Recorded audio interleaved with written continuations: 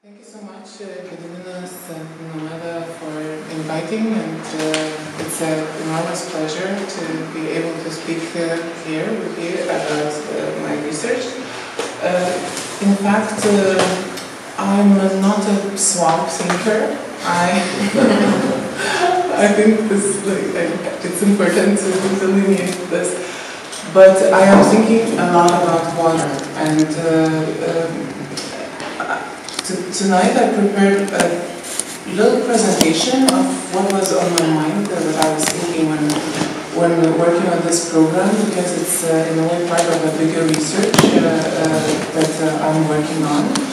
And I will try to speak as short as possible, because we have Edward here, and we have his work speaking for itself. So yeah, we'll try to have a conversation with all these participants, right?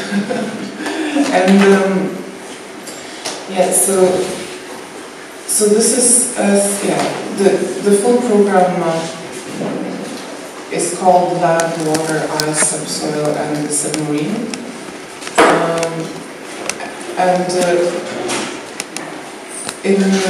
Can we change the slide? This is a photograph by David Bordini. I'm not going to speak about his work, I'm not going to speak about him in person. I just think it's nice to leave this image for a while while thinking about water and different shapes of water.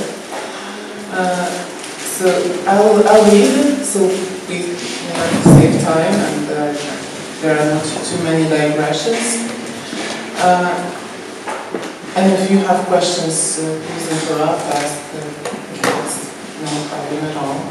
So in the Swamp School, I want to offer for your attention 3 works by 5 artists and researchers that are critically approaching different aspects of extractive capitalism.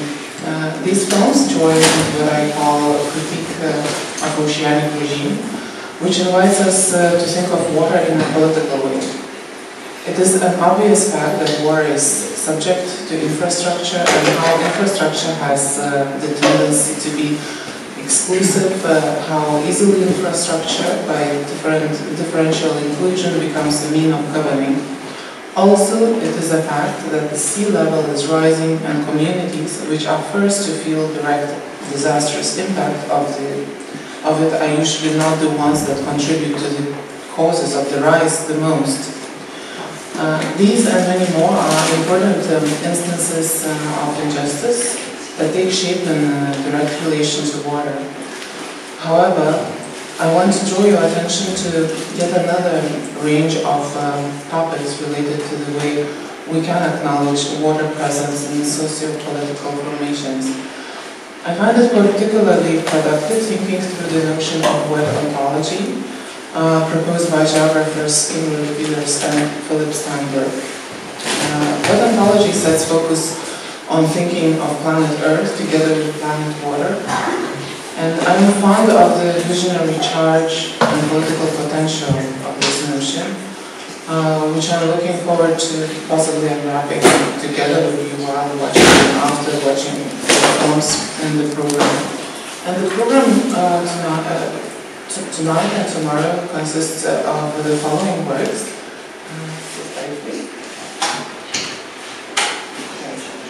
Sandstone by Philippa Cesar and Louis Henderson. Also, Fire and Amelia by Emilia Jurkonytė. And tonight we are screening Footland by Edward Lawrenson and architect researcher Ilona Jurkonytė. Yeah, we'll speak more with Edward a bit later. I just want to, before watching the film, I would like to propose certain conceptual framework that I have been thinking through when working on this program. It won't take long, just a few minutes. Sorry, you had a long day. I'm still following the thoughts. So the goal of this program is setting focus on often invisibilized material and immaterial expressions of power regimes. My interest here is to think about topics that these works activate in relation to media and moving image, and how water helps grasping certain conceptual and material manifestations.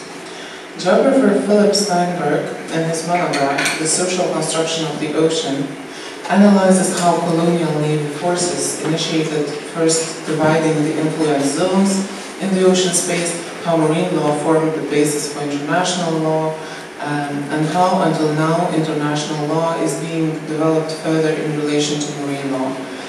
Hence, I follow how ocean space is productive in exposing the heritage of old colonial and neo-colonial structures, and power legitimizing strategies in the world, which in political theorist Sandra Mazandra's terms can be defined as entirely post-colonial. Philip Steinberg, together with Kimberly Peters, proposed to take into account the sea as a space of politics, which offers the potential for ending conventional understanding of political possibilities and limitations. Quote, the ocean, through its material reformation, mobile churning, and nonlinear temporality, creates the need for new understandings of mapping and representing, living and knowing, governing and resisting. They state that the project of wet ontology is meant to bring geographic theory to the sea and bring the sea to geographic theory. A world of fluidities, where space is forever information and where power is simultaneously projected on, through, in, and about space. So here's my interest is to take all this and think also about the moving image and the media, like how moving image can participate in these power regimes, on one hand possibly as enforcing them or resisting. Let's see together how we think about these things during conversation with Edward and tomorrow as well. So wet ontology destabilizes the well-established notions of territoriality, nationality, state, international law, natural and human resources, and it questions the very nature of circulatory capitalism. Peters and Steinberg claim that their theoretical insights emerge from being attentive to how materiality has itself been discursively placed within and outside terrestrial ontologies.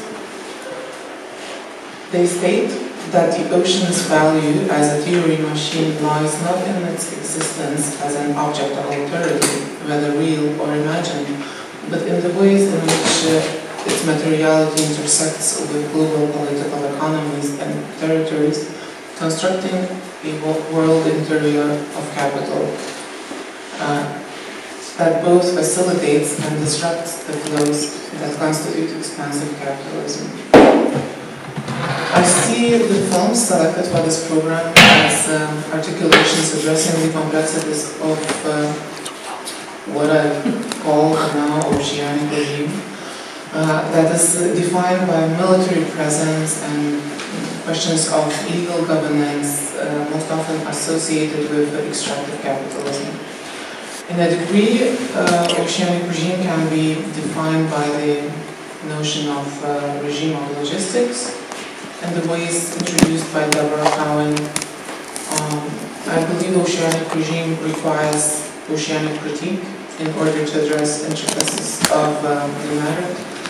And I see oceanic critique as a variegated strategy encompassing the analytic capacity of Brett Nielsen's and Sandra Mazandra's borderless method that is able to grasp the heterogeneity of borderscapes and the imaginative possibilities of the notion of wet ontology in its most material sense. A step in searching for productive engagement with the notion of wet ontology could be done by addressing a geopolitical level that includes the ocean space as part of the imagined world.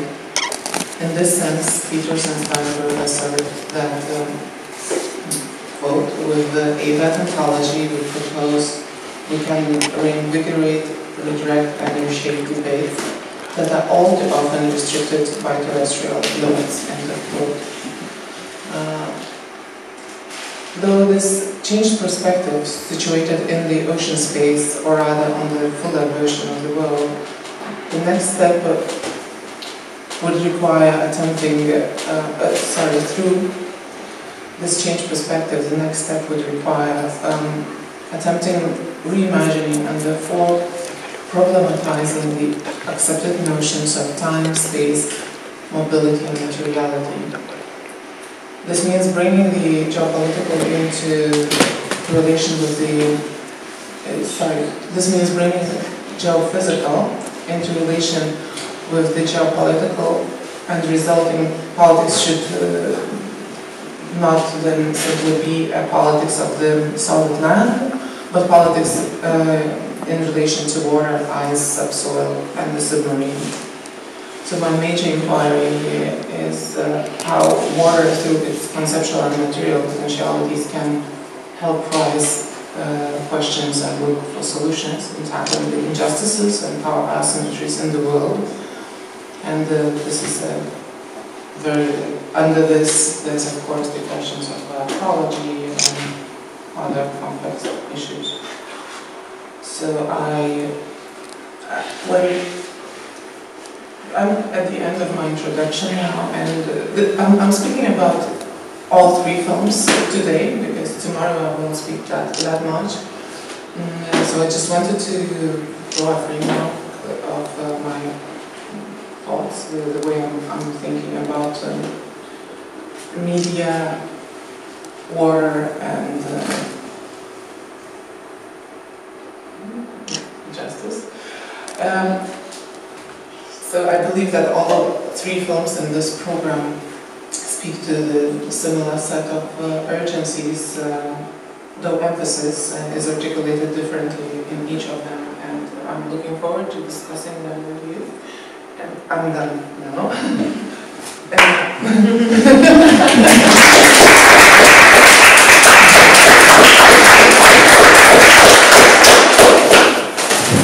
Thank you so much. Say a few words. Yeah, I'm just going to say a few words, which is, first of all, thanks to Ilona for inviting the film and to be in a context that's just kind of fascinating and hopefully speaks to the concerns of the film you're about to see. And we're really honoured. When I say we, I made the film in collaboration with an architect and a researcher called Cillian Doherty. So the film is very much a joint venture between myself and Cillian.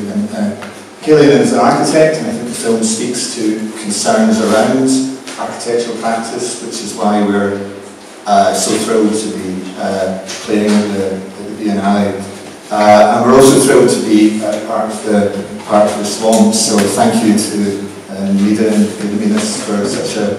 I think this is I think Lars said in his talk that this was a space that was a heaving throng of material, and I think that's a really good way of describing it. Already I can see connections between what the film you're about to see is doing and some of the issues that are explored and teased out by this pavilion. A very short note was I was reading the manual this morning. It was a very cursory read, and this film is partly about I guess the issues and morality of the iron ore extraction industry, and I was kind of really interested to note that iron ore deposits were a big part of Lithuanian boglands in sort of the Lithuanian prehistory. So even on that sort of superficial level, there's this kind of interesting connection.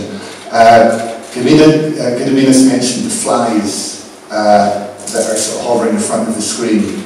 It is true, but don't think of them as a distraction, because in this film there are flies that dance in front of the camera, so you might not think of them them as a sort of 3D element. So, yeah, we can start the film. So afterwards, I'm going to say a little bit about just the kind of the practical issues of making the film, and then yeah, Elizabeth is open to questions. I think I just wanted to say something about the beginnings of upland or woodland. No one quite knows how to pronounce it, it's never pronounced in the film.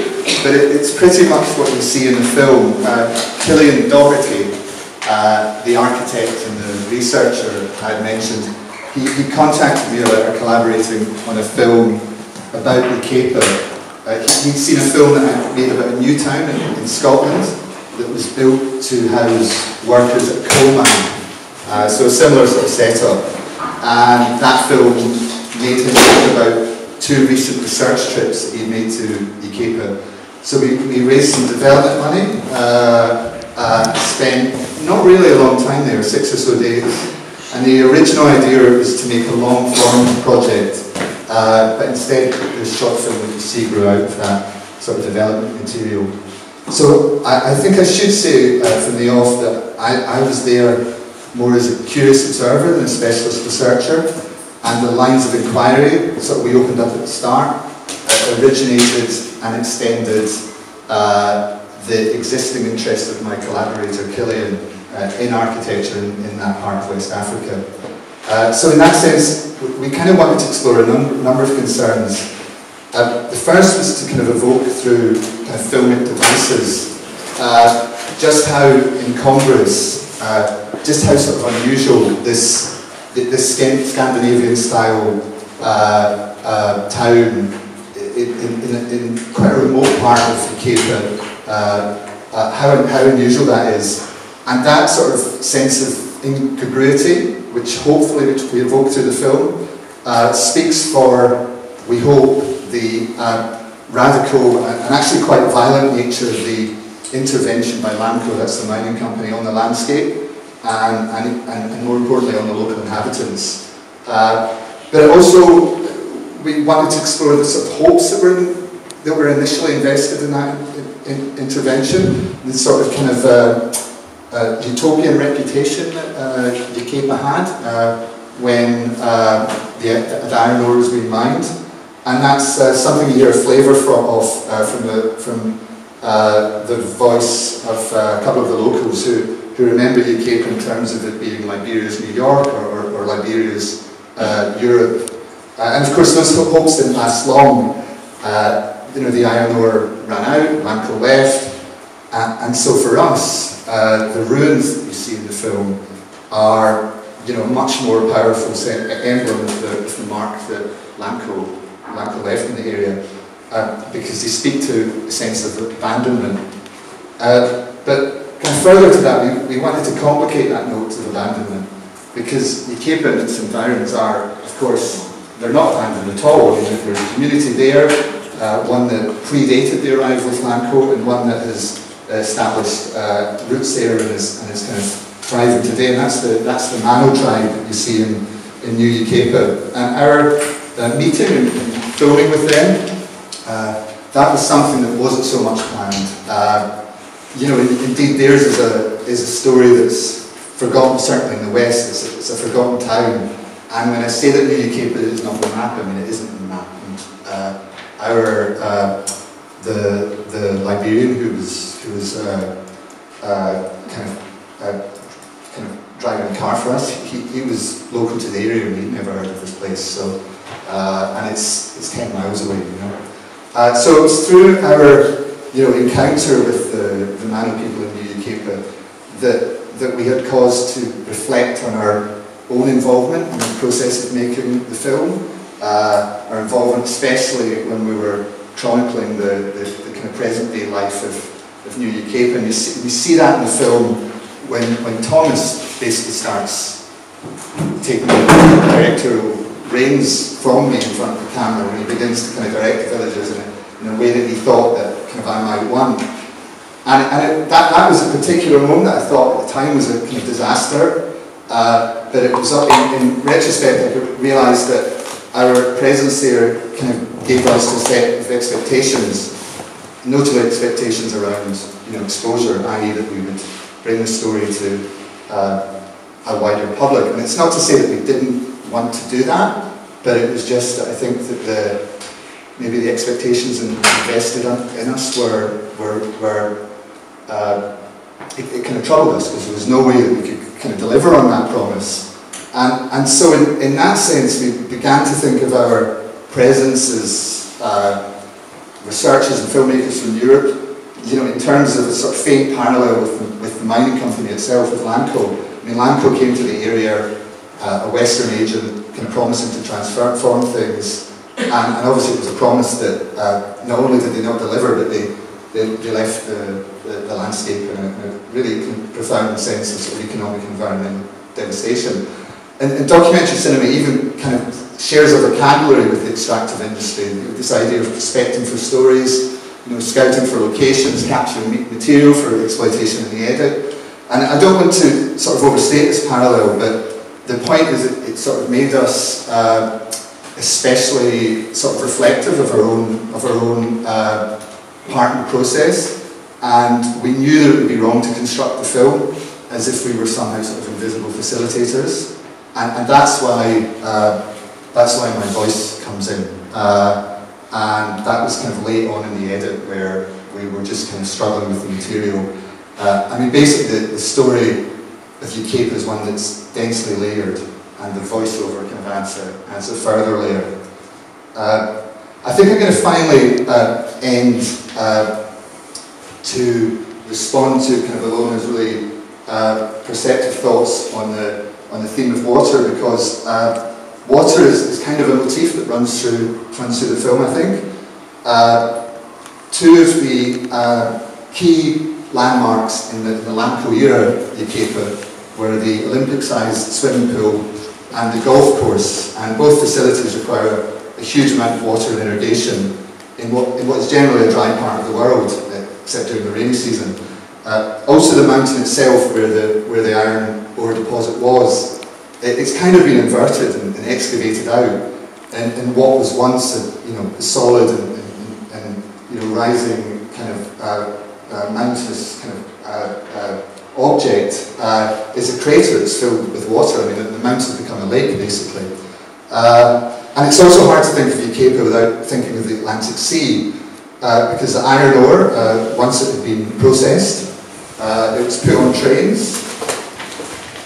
You see that kind of train track towards the end of the film, and it was taken to Port of Buchanan, and then it was put on ships and transported to Europe and America. And there it was used in steel production within sort of generic modern architectural high-rises, a bit like the kind of ones you see here and is appearing there. So again, this is another reason why hopefully the film kind of speaks to concerns about architecture, because obviously iron ore is such a kind of staple element in the construction industry today. And so this is this kind of familiar globalized network that I guess what interested us, and here I would kind of refer back to the insight of my collaborator Pavillion, was the way that Jurkonytė represented a kind of hidden juncture in this globalized network, which is kind of predicated and further entrenches systems of inequality, and making the film one of our main objectives of making the film is to sort of render visible what had previously been unseen, or taken for granted. And I think finally I'm just going to just talk about the malign effects of good intentions, because I suppose Lamco liked to think that they were sort of representing a kind of benign, progressive force in the area, and I hope the film doesn't give the impression that they achieved that. But many of the original employees of the mine were indigenous people, and opening up the mine meant a switch from seasonal work patterns to 9 to 5 weekday shifts, mainly for the men who were employed in the mine. And so the upshot was that the women, the wives, who had once been kind of busy running the communities, now had a lot of time in their hands, and this created a degree of social strife. So Lanco, in all their wisdom, had the idea to open up a rice field for the women to grow rice for the Cape's kind of food stocks. And this would have this twin effect of producing an ingredient that was a staple in the diet, but it would also give, one of the sort of Swedish guys we interviewed, he said it will give the women something useful to do. But of course, to grow rice, you need to kind of flood land, and in flooding the land, it's a breeding ground for mosquitoes. And so, rather than having this kind of benign, progressive kind of impact, what happened was the cases of malaria went up. But they built them on the hospitals, so hospitals could take care of it. So that's, to me, is a sort of good kind of I guess anecdote that kind of reveals the sort of, I guess, the malign circle of effect that the Cape and Lanco's involvement in the Cape represented. I don't like to comment about this film, but about the knowledge of this film, because I did my projects in Arctic region of Russia, in the last time, and in north of Ural mountains, like in between the Komi and a little bit between Nenets population, as well I met with the other people, Yakuts. Okay, what did you see here in the last shots of film? And this one picture where all this equipment was stopped. I was very happy about the end of the film. I would say that's the best result. Actually, those who fight for industrialization maybe are not very happy. But I would say that what's going on in Siberia from Arkhangelsk until to Chukchi region, it means approximately 10,000 kilometers. There are many of mines, and there are many of oil shafts, and these lands, tundra, what does mean tundra? Tundra is just completely swamp region. It's tens of thousands of kilometers of swamp. It's not about a couple thousand kilometers of Amazon, it's much more, bigger.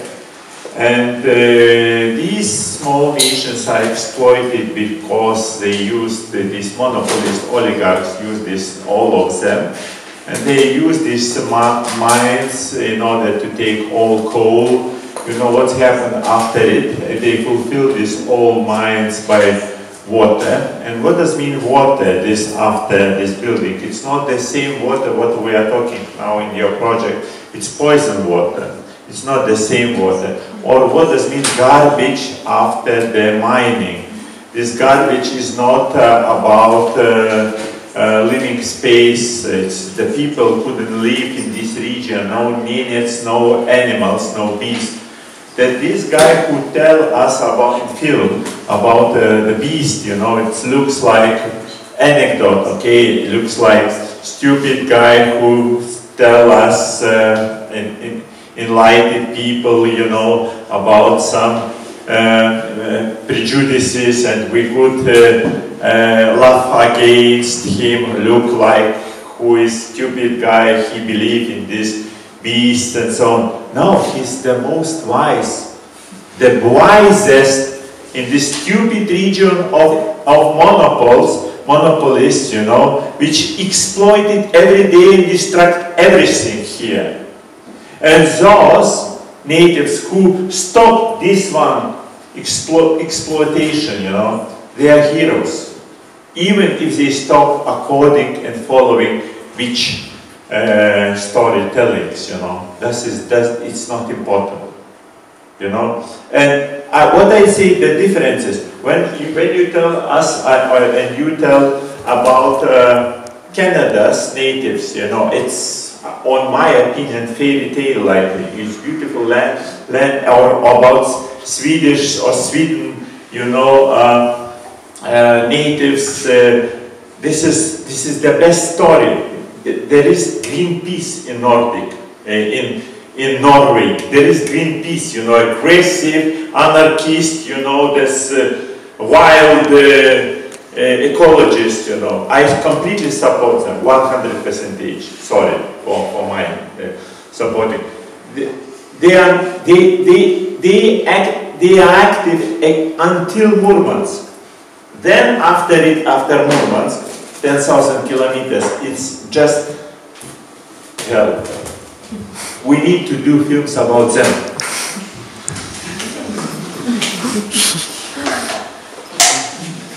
Yeah, that was a fascinating story.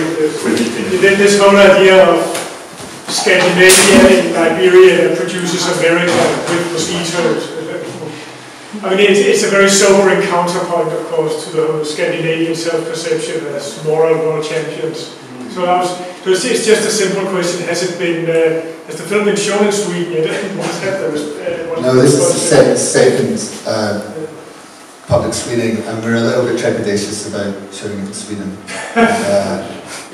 Yeah, so, because there are, you know, just as there is a sort of sense of nostalgia amongst many of the Liberians who worked in UKPIC, so too is there a sense of nostalgia amongst the Swedes, and they have reunions all the time. And yeah, I think the film is going to have a rocky reception. So yeah, but we hope to show it in the autumn. That's when we're. So you should hijack the reunion part of the show. Moment of truth. Also, congratulations on the film, and also for that, you know, subtle aesthetics of the image that was really powerful, and I like it a lot. I wanted to pick up on the idea of the beast.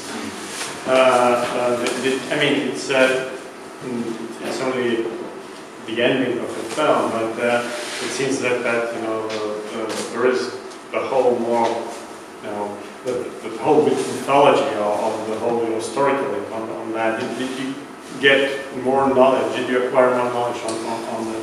Well, when we were filming it, that's not something that we chased, I guess, you know. And so when you hear in the film that our fixer picked up, that's the Liberian fixer was like, houses. Telling was something in a way. We didn't hear it, but you know, it was a story that we encountered again and again, so it's not just an isolated iteration. But we were reluctant about it because it is that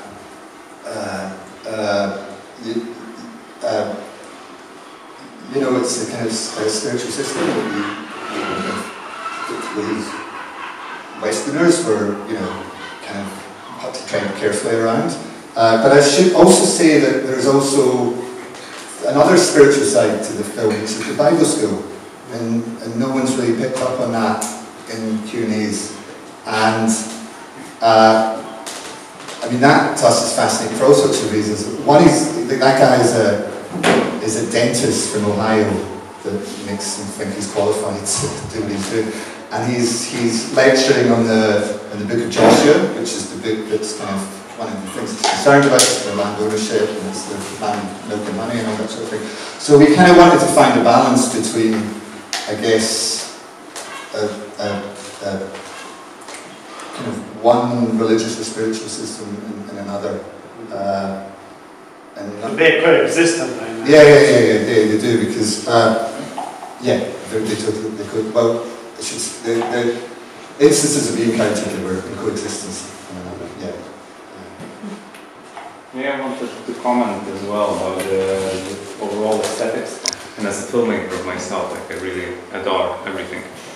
And I'm picking up again about the beast because I don't know, like looking all over the movie, I kind of got like this emotion or like an atmosphere which is transmitted that you're like kind of representing something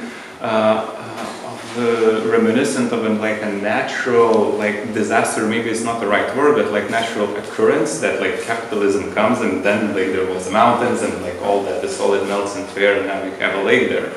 And I wonder how like processes like these are really hard like to comprehend, and I wonder, had you picked up more like mythologicalizations about like the processes which like happened there around, or like what was the atmosphere when you were like communicating with the locals? What kind of as far as I understand, the beast was maybe the only personalization, but yeah, I mean, we were sort of interested in the sort of material concerns, and you know, like what had happened, like materially, you know, what Clark had done, and you know, when the mining started. And so the story of the beast was something that was kind of volunteered to us. It wasn't something that, and then I guess when I was editing it, I felt a responsibility to include it. But when we were there, it could be to our fault that we didn't go there actively seeking these kind of stories. We were much more, I guess, pragmatic and material. Yeah, but I understand that when we were like communicating with locals, like when they were like reflecting upon the events which happened in the past, were they like more of a like picking up like a rationalization side, or they are like very matter of fact, very just this happened, and you know, very matter of fact. Yeah, but we have a question there. Yes. Should I have a microphone, or can you? Yeah. So I guess I'm asking a question about the visual content of the film, and I'm assuming that you were, I didn't look at the credits carefully enough maybe, editor, cinematographer, and director all in one. Were you? Yes. Okay, so then you were responsible for the visual content and balance of material that we saw. How did you, I guess, acknowledge your own tendency to view these ruins? And we might call them ruins, and the people there might not call them ruins, they might not interpret them that way, but we certainly, as people from the West, interpret them as ruins. How did you balance the kind of, I guess, natural, instinctual tendency for someone from the West to want to see the kind of spectacle of this place in ruins versus the lived reality of the people there who may not perceive these ruins at all in that way? And I'll just qualify that by saying it's actually a question I asked someone who lives in Venice last night. I said, wow, I come here and Venice strikes me as this incredible kind of ruin, quite spectacular, but people here may not see it that way. How did you balance that? Because even what you're showing here as an image, it's in line with what has been called ruin porn in some other circles. And so I'm just interested in how you confront that. Well, I mean, we tried to sort of you know, tackle that at the end when, you know, I'm filming and happily filming, you know, I guess ruin porn, you know, as some people call it. And then we're interrupted by, you know, the security guards who, and so there's a question of, like, maybe I'm not seeing what is actually being seen. So, yeah, I mean, we were very conscious that that these, you know, spectacles of devastation were visually seductive, and that's something that we tried to, you know, resist. And, you know, but it's there, and it's there. And hopefully the final 5 minutes, you know, introduces a question mark about that. I was thinking about what you said, it's a fact for the people who live there now. Why cannot we show it in Sweden? I mean, can we give this more political dimension? Because you did this work to show, I think it's serious environmental disaster, you know. So let's talk about it. I mean, let's make it, you know, visible. By all means, we're definitely we will show it in Sweden, definitely. It's just this is only the second time I've shown the film. It's definitely. I mean, we've got a festival strategy, so ideally we want to play in a festival in Sweden. But if not, we'll take it there. That's the commitment. But to be honest with you, the bigger commitment is we show it in Liberia, and that's a commitment that is rock solid. So. Yeah, but there's also another thing that we always go everywhere to work and to do research because we can afford it somehow, and then how to give back something. So is it an image, you know, that you produce, or is it the agency that your film will take after it's made. So once you made it, it should like, you know.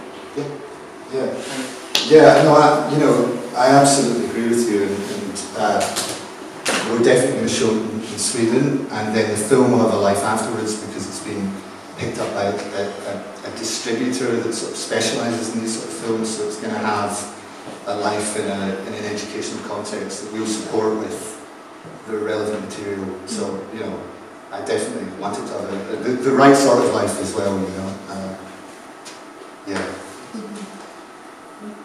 I have just a short functional question.